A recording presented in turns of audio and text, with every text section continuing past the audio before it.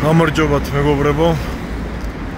არ გეგონოთ რომ ამ ბრუკლინში, ან ნიუ-იორკში, ან სადმე რომელიმე სხვა ქალაქში, თუნდაც ევროპის, ან რუსეთის, ან სადმე ეგეთ ბინძურ ადგილზე ქართული წარწერა აღმოვაჩინე, არა. ეს არის თბილისი, საქართველოს დედაქალაქი. ხო და ეს ჩაბინძურებული ადგილი არის რუსთაველის გამზირის ერთ-ერთი საუკეთესო მონაკვეთი. უბრალოდ კოსტავას ქუჩიდან მაქვს ჩართვა ამ წუთში, ფილარმონიის წინამდებარე მოედანი და გამომცემლობა სამშობლოს ყოფილი შენობა. საიდანაც 2007 წლის 10 აგვისტოს დილის 8 საათზე 3000 ჟურნალისტი ტრაქში წიხლის ქვით გამოაგდო სააკაშვილის ხელისუფლებამ. ახლა აქ არის სასტუმრო თვორცდები რუმსი ქვია. და ეს ბინძური ადგილიც აი აქედან იწყება. ეს კი ის საყოველთაოდ ცნობილი არკა, რომელშიც ახლა ერთად გავივლით. მოდი დავათვალიეროთ რა ხდება ამ არკაში. რა თქმა უნდა, ლურჯ და ყვითელ ფერებში მიდღავნილი კედლები, რაღაცა წარწერები, რომელსაც მე ისედაც ვერ ვცნობ. ნახატებს ეძახიან ახლა ამას, აი ამ სიბინძურეს, აი ამას. კედლის არტი ქვია თვალწდები.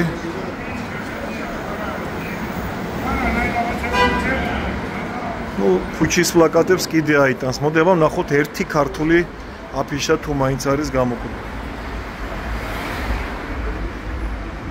ხედავთ სადმე რომელიმე ადგილზე ქართულ აფიშას?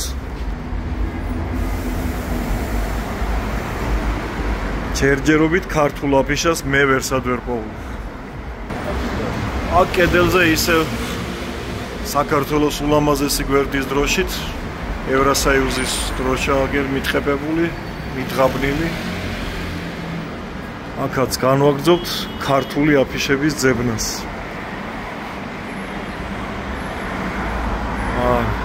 ჯერჯერობით ერთადერთი ქართული წარწერა აგერ ისაც გინდათ ჩააბარეთ. ერთადერთი რისი დანახვა შეიძლება გაგეხარდეს ამ სიბინძურეში ეს ქართული დროშაა, რომელიც ყველას და ყველაფერს უხდება. დანარჩენი არაფერი არ უხდება აქაურობას. აბა განვაგრძობთ ქართული აფიშების ძებნა ძიებას. ქართული წარწერა დავინახე, ვიზა ქართველებისთვის და უცხოელებისთვის. ვეძებთ რომელიმე ქართულ აფიშას. არა. არც აქ არ არის. არც აქ არ არის. ხო, ამ სიბინძურეში საინტერესო შეკითხვები აღმოვაჩინე, ვიღაცას მიუთხლამპნია აგერ ვინ არის თავისუფალი. ეგ მეორე კითხვა კიდე იქით ნახე. დამოუკიდებლობა სად არის? სად არის არა, სად არის? აქეთ კიდე რაღაც დაუწერია გაიღვიძე. არ ვიცი ვის ძინავს, მაგრამ ვიღაცა მოუწოდებს რომ გაიღვიძო. თავად გამოიცანეთ ეს ბინძური ნაგვის ყუთის ზევით ვის შეიძლება რომ მიეკრა გაიღვიძე ესეთი წარწერა. განვაგრძობთ ქართული აფიშების ძებნას. არა. არა.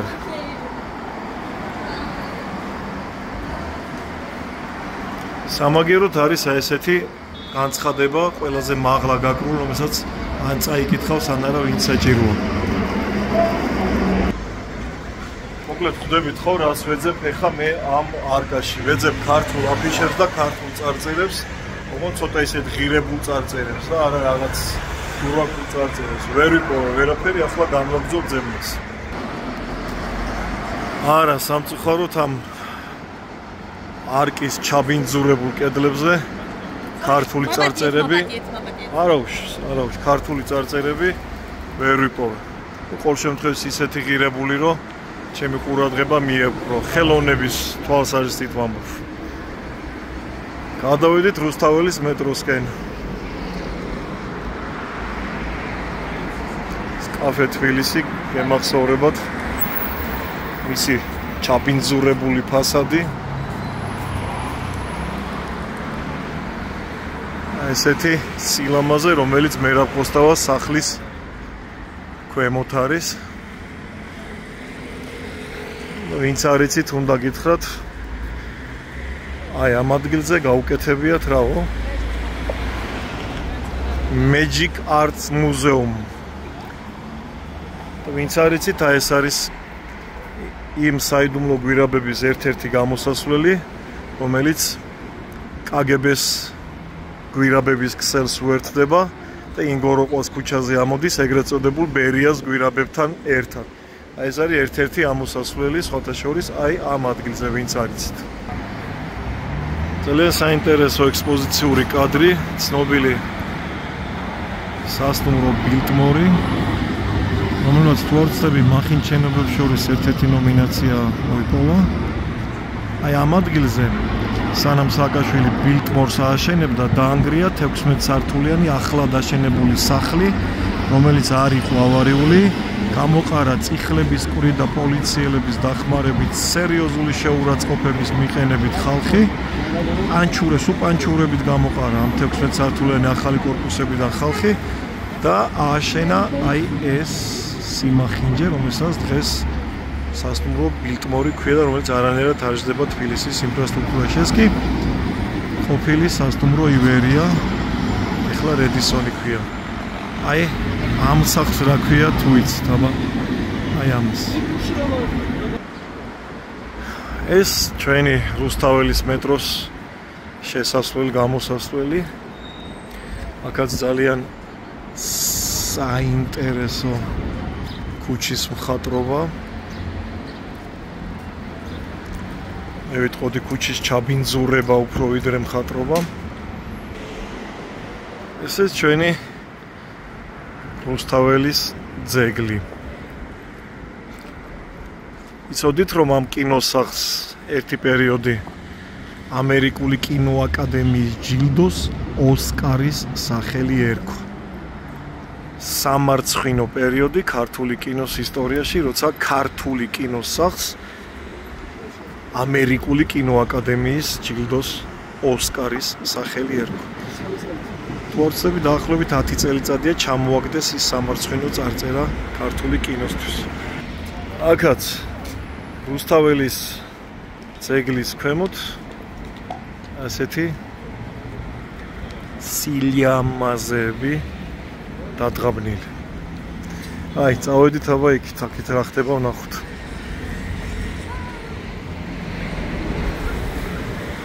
ეს არის თბილისის პირველი მაკდონალდსი.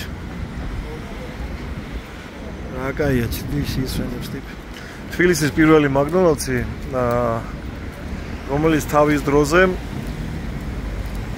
გურამ შარაძის სერიოზულ პროტესტს იწვევდა მისი აშენება.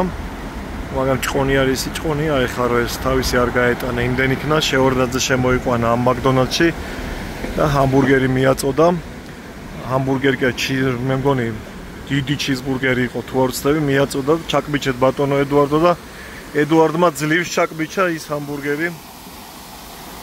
შადრევანი მუშაობს რა თქმა უნდა.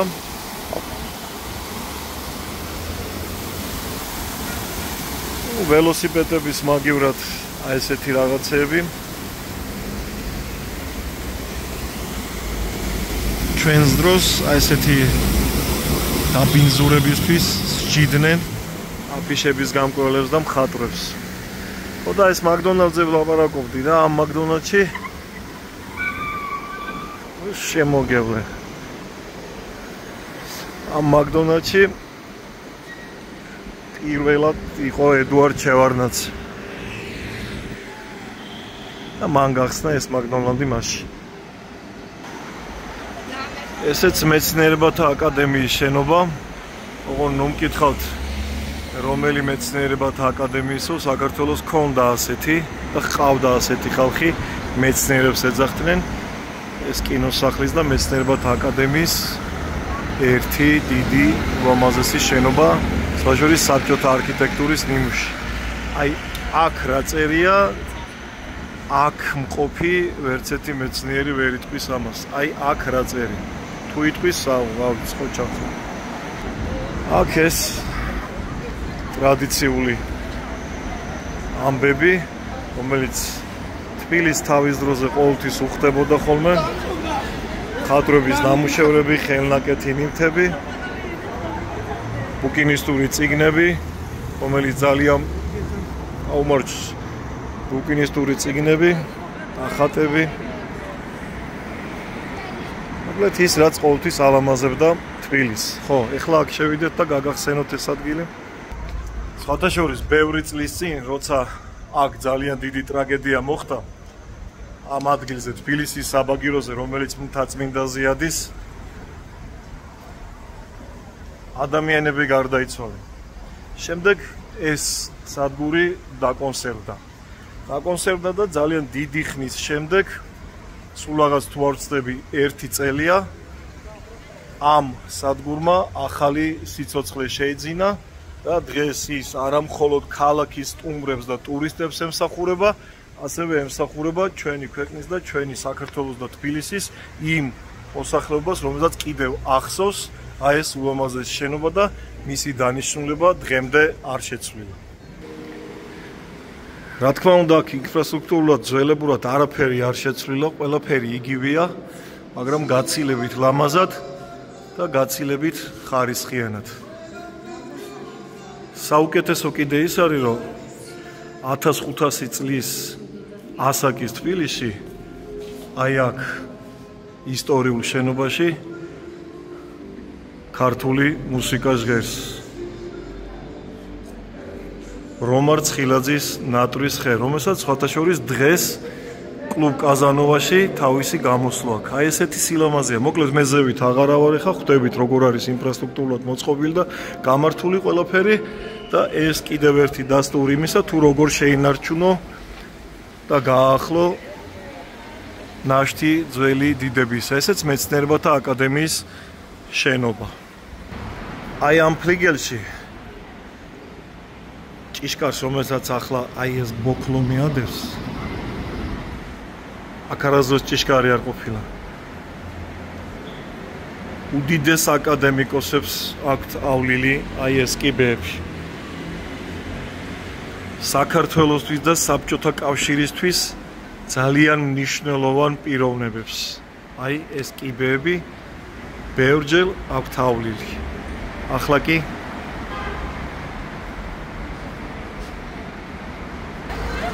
საინტერესო ალბათ ის არის, რომ მეცნიერებათა აკადემიის აი ეს თავარ შემოსასვლეს ეს ულამაზესი წარწერა კიდევ შემორჩა. საქართველოს მეცნიერთა ეროვნული აკადემია ქვია თურმე დღეს აი ამ დაწესებულებას. აი ამ ლეგენდარულ სახლში კი ეს პირველ სართულზე უამრავი მაღაზია გახსნილი. Tuto uomo, euro, bossi, ავიც ერონკლაუზი და ასე შემდეგ. ეს კი საქართველოს ფოსტის უძველესი შენობა. ისტორიული ძეგლი, საიდანაც მინდა გითხრათ, რომ პირველი საერთაშორისო ზარი სატელიტზე განახორციელა ზვიად გამსახურდია 1990 თუ არ ვცდები 11 წლის ზაფხულში.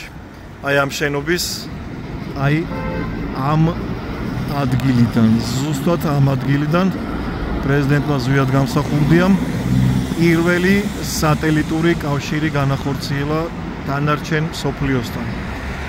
დღეს კი აი ამ ტელეგრაფის შენობაში ახალი სასტუმრო გაიხსნა. ესეც ჩვენი თბილისის ლეგენდარული სახლი, სადაც ახლა ორი ობიექტია გახსნილი. ერთი კერია სახელით არის ცნობილი კაფე-კერია, მეორე კი ნარკომანების, არ ვიცი, არასწორი ხალხის და უბინძურესი ადამიანების კლუბი, რომელსაც სახელად თავის ძროზე დაარქვეს გალერეა და ახლაც გალერეა ქვია მე მგონი. ეს არის ბუდე, სადაც ნარკომანების და ყველა არასწორი ხალხის შეკრება დღესაც თუ არ ვცდები თავისუფლად მიმდინარეობს. ეს არის კლუბი გალერეა. ვერაფერი ვერ უშველეს იმიტომ რომ არ ვიცი ვინ ვის წილშია, მაგრამ აი ესეთი ეს არის ჩვეულებრივი სიბინძურის კერა და გარყვნილების ბუდე. აი აქ შუა რუსთაველზე, აი ამ შენობაში. ხო და ჩემდა გასაკვირად, აი ამ საზიზღრობის ქვეშ ეს არც ვიცოდი და საერთოდ არ ვიცი ვისი ორგანიზაცია, მაგრამ არ ვიცოდი საქართველოს კულტურის ფონდი მდებარეობს. აი ამ საზიზღრობის ქვეშ. ეს ზუბალაშვილების ქუჩა, უბანი, რომელზეც ძველად თბილისელი კაი ბიჭები დადიოდნენ და თავს იწონებდნენ ერთმანეთთანაც, გოგონებთანაც, სტუმრებთანაც. ეს კი ზოგადად თბილისს ალბათ უკვე ნაკლებად ეთყობა ის იერი, რა იერიც მას საინტერესოს ხდიდა თავის დროზე. ძველი თბილისის ის ინფრასტრუქტურული მოწყობა, რომელიც ჩვენს ქალაქს ახასიათებდა, ძირითადად ამ შემთხვევაში ან განადგურებულია, ან იმ დონეზეა განახლებული, რომ მას უკვე აღარ ქვია ძველი თბილისი. მათ შორის, რა თქმა უნდა, არის რუსთაველის გამზირი, რომელსაც ალბათ ყოველთვის დარჩება ის მოგონებები, რა მოგონებებითაც აქ დადიოდნენ ნამდვილი ქალაქელები. დღეს კი ამ გამზირზე ნამდვილ ქალაქელთა სრული დეფიციტია. საითაც არ უნდა გაიხედოთ, ქალაქელები დღეს რუსთაველზე არ დადიან.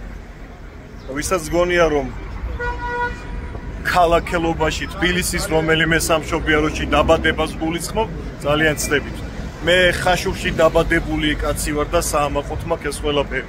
მაგრამ ძალიან თამამად ხმამაღლა შემიძლია ვთქვა, რომ თბილისი უპირველეს ყოვლისა ჩემი ქალაქია.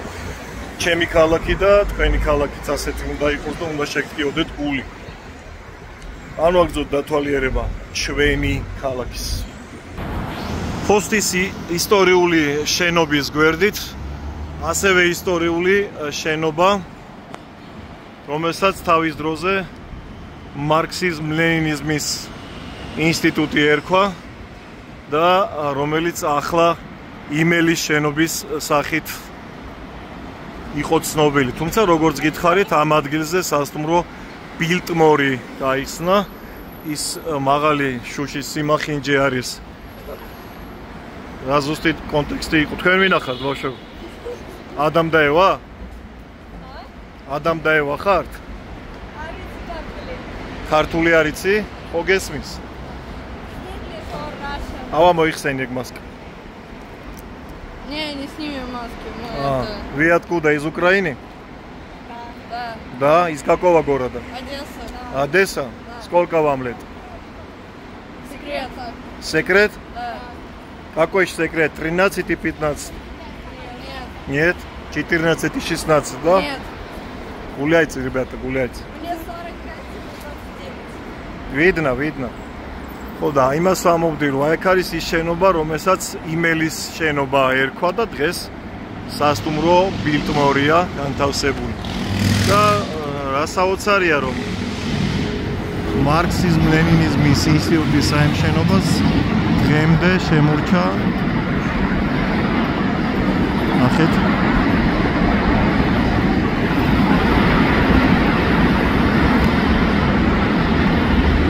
ეს ძალიან მაგარი ბარელიეფია.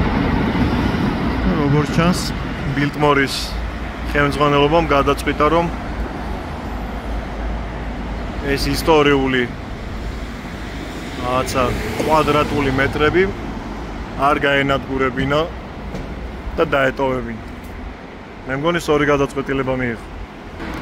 სხვათა შორის უცხოეთის ბევრ ქვეყანაში მსგავსი ტიპის ღია ბარები და კაფეები ძალიან ბევრია და ხშირ შემთხვევაში ისინი უხდება იმ ქალაქებს და ძალიან ვცდილობ ხოლმე რომ მეც რაღაცნაირად ჩემს თავთან გავიარო ისო ჩემს თბილისს და ჩემს რუსთაველს მოუხდინო აი ეს ღია კაფეები და ბარები. არ ვიცი ხან მომწონს, ხან არ მომწონს, შეიძლება უხდება, შეიძლება არ უხდება, მაგრამ მიჩვევაზეა ყველაფერი.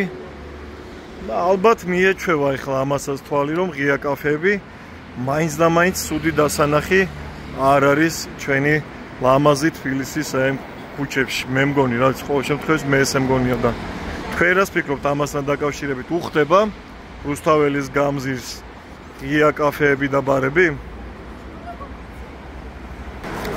ეს რა საინტერესო წვილია, ნახე რა.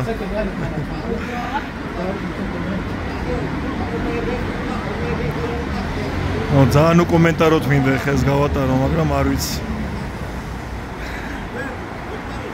კაი. მოგეთ ეს ის დეფიციტური ადგილია, რომელსაც ქვია ბუკინისტური წიგნების თელი გამოფენა.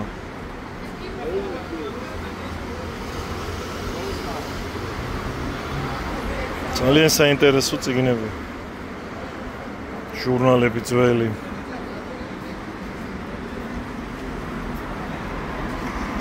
რახან არსებობს ეს გამოფენა გაყიდვა, ესე იგი მომხმარებელიც ყავთ და შესაბამისად ალბათ იყიდება კიდეც. ფასები არ ვიცი ხა როგორ არის. აი ეს შენობა, უბრალოდ ამღობის იქითა შენობა, თავის დროზე იყო იუსტიციის სამინისტროს შენობა და იუსტიციის სამინისტროს დანგრევის შემდეგ რემონტზე დადგა აი ეს ულამაზესი ადგილი. მაგრამ ძალიან დიდი ხანია ამის რემონტი მიმდინარეობს, აი ძალიან დიდი ხანი. ეს ბავშვები რა მაგარი ტიპები არიან, დადიან და ყველას რაღაცაზე ჩალიჩები.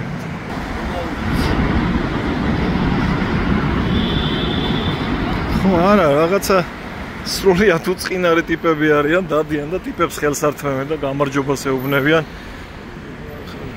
აი და მე დიდ ქაჯობას არ აკეთებენ მე მგონი. აი ეს კი ის გამოსაქანებელი ადგილი, საიდანაც შეუძლიათ ვისაც არ მოსწონს ქართველობა დაეშვენ და გამოექანონ თბილისის თაწმინდის ანძიდან და ვისაც საქართველო არ უყვარს და არ მოსწონს პირდაპირ აი ბოლო ლოკაციაზე გაადინონ ზღართანი რა. ხო, ეს თბილისის ხატრობის, კედლის ხატრობის ნიმუშებია. მე ვფიქრობ, რომ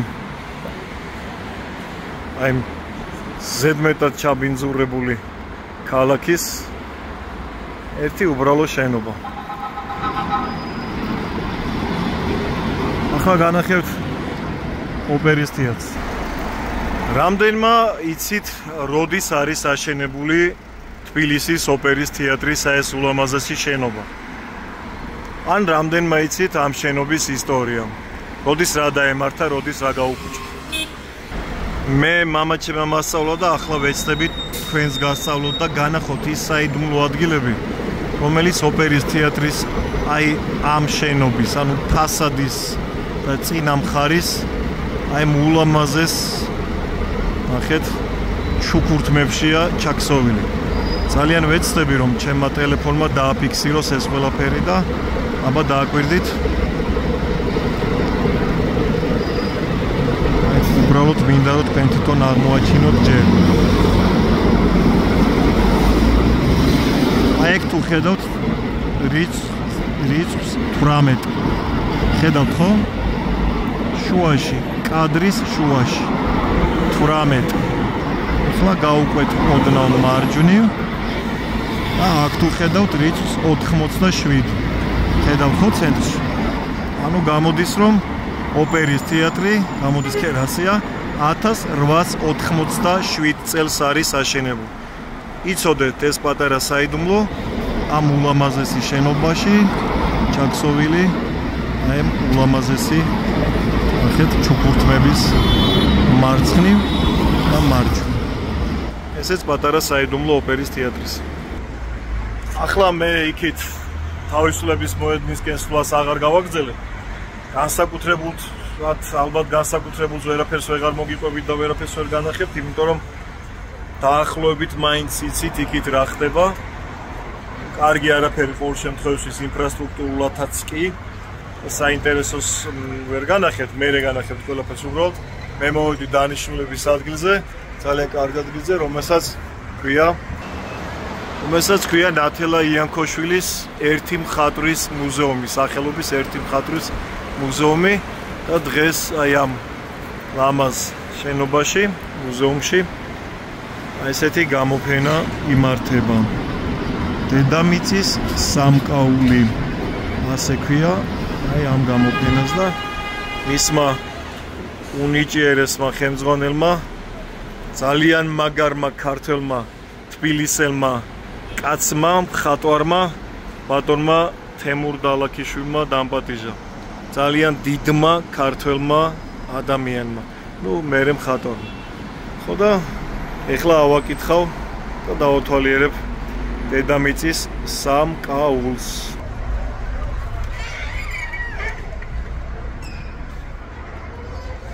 აი ესეთი ულამაზესი შენობაა შიგნითაც გარემონტებულია ასე თუ ისე როგორც შეიძლებოდა მისი გარემონტება მარმარილოს კიბები რომელიც დღემდე შემორჩენილია ეს ალბათ გახსოვს ხო? რა არის? ეს არის იმ პერიოდიდან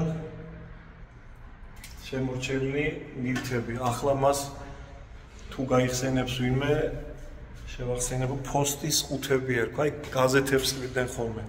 გაზეთების და ჟურნალების გამოწერა ხდებოდა ადრე. ადამიანები ვიწერდით ჟურნალ გაზეთებს, კითხულობდით, ყოველდღიურ ინფორმაციას ვიღებდით, რასაც ახლა ჩვენ ყველა ვაკეთებთ გაჯეტებიდან და ტელეფონიდან, ადრე ამ ყველაფერს ვაკეთებდით ჟურნალების და გაზეთების დახმარებით. აი ეს არის ის მუზეუმი, რომელშიც დღეს დედამიწის სამკაულის გამოფენა მიმდინარეობს, ჯერ გახსნამდე შორია და ბანებ რახან აქამდე მოგიყვანეთ, შეგახედებთ რამდენიმე ნახატს განახებთ და ბარემ ჩემთან ერთად უცებ ჩავერბინოთ და შევხედოთ ვა რა ლამაზი ნახატია. აი ნახეთ. აჰა, ეს როგორი ქართული ნახატია. აი შეხედეთ. ეს ძალიან მაგარი. ეს თვითონ ქალბატონი ნათელა იანქოშვილის ავტოპორტრეტია. 1959 წელს არის შესრულებული ეს ნახატი, ეს მისი ისტორიული. აი აგერ. ეს მე ვიზაც გიყვებოდით ბატონი თემური. როგორ გიკითხოთ თემურ ბატონო? თქვენზე ველაპარაკებოდი მაყურებელს ეხლა და დიდი დაფასებით და დიდი მოკითხვით ჩემგან დიდი პატივისცემა თქვენ კიდევ ერთხელ და მადლობა დაპატიჟებისთვის. სხვათა შორის მე გიყვებოდი ძვირფასო მაყურებლებო რომ ბატონი თემური გარდა იმისა რომ დიდი ადამიანია თქო ძალიან დიდი მხატვარია და მე მაქვს ბედნიერება რომ მისი ნაჩუქარი ნახატების მფლობელი მე ვქვა. ისთვისაც ახლა კიდევ ერთხელ გიხდი თემურ ბატონო მადლობას ჩემი სახელითაც და ჩემი შვილის სახელითაც. მადლობა. განვაგრძობ ეხლა დათვალიერებას და მე შემოგაკითხო. მოგლეთ, აი ესეთი ლამაზი ნახატებია წარმოდგენილი. დიდი ალბათობით ეს პატარა ბავშვის ნახატები. ხო, ესეა. კი ბატონო, ასეა. ახლა გავთიშავ ამ ვიდეოს და დაგემშვიდობებით მე გავაგრძელებ მუზეუმში ნახატების თვალიერებას და დიდ მადლობას გადაგიხდით იმისთვის რომ იყავით ჩვენთან ერთად. არ ვიცი შეიძლება არ მოგეწონათ ჩემი დიდობა, მაგრამ ბოდიში იმისთვის რომ ამ დიდობის დროს ცოტა მწარე სიმართლებსაც გიყვებოდით დღეს.